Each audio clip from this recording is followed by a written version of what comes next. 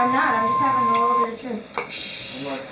The National Weather Service in Melbourne has issued a severe thunderstorm warning for Lake County in Florida, Western Orange County in Florida until 7:45 p.m. Eastern Daylight Time.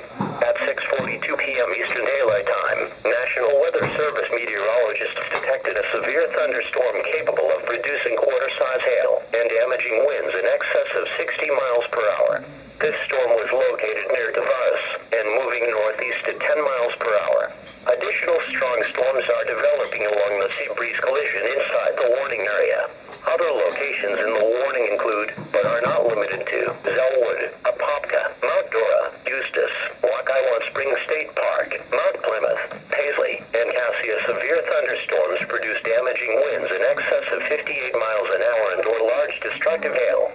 Frequent to excessive lightning and very heavy rain will also be possible. If the storm approaches you, seek shelter in an enclosed building on the lowest floor. Keep away from windows. In addition to large hail and damaging winds, continuous cloud-to-ground lightning is occurring with this storm. Move indoors immediately.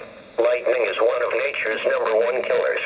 Remember, if you can hear thunder, you are close enough.